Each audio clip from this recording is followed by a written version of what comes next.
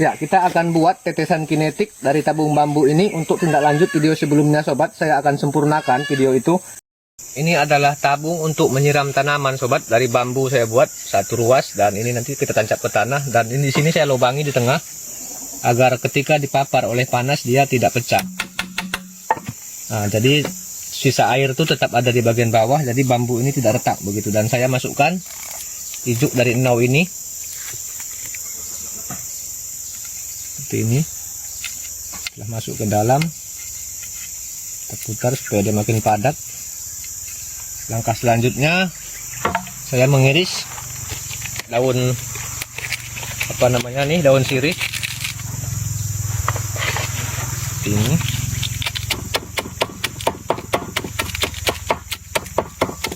Setelah kita boleh juga meremasnya.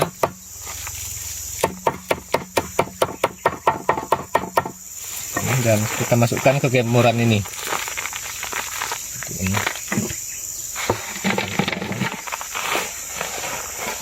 Dan ini nanti akan menjadi tetesan rumatan. Saya tidak memfermentasinya, langsung saja saya buat. Ini, baru kita kasih air.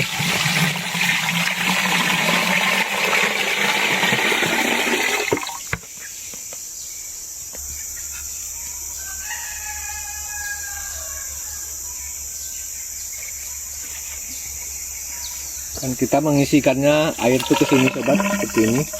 Maka ia akan netes seperti ini. Ini tambahkan begini. Ini kita masukkan pohon pisang. Pohon pisang ini supaya dia lembab terus batang bambu ini, sehingga tidak membuat bambu ini pecah sobat. Setelah kita masukkan daun sirih seperti ini ke dalam, sisa dari air ini, maka disinilah tetesan itu sobat. Tetesan ini nanti makin lama makin pelan dia, dan sepanjang hari. Nah, seperti ini.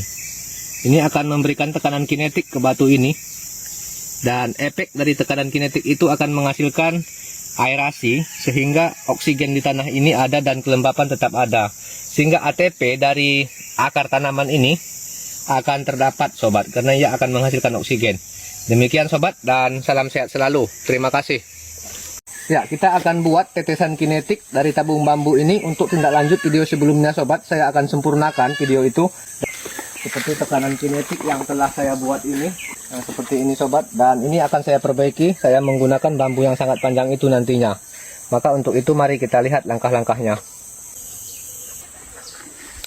Inilah air rebung itu sobat. Kita masukkan ke gemboran ini. Dengan sirih-sirihnya itu.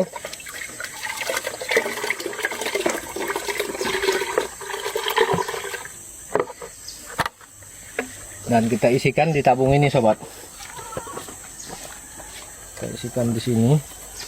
Ini tabung yang lama. Sobat bisa bandingkan tanaman cabai ini yang saya buat tetesan kinetik 2 pohon ini dari awal, dan coba ke sini. Ini yang kecil. Nah, sama saya menanamnya ini tapi kecil sobat. Makanya saya buat seperti ini untuk mengejarnya. Untuk 2 tingkat itu. Kita tambahkan airnya dulu.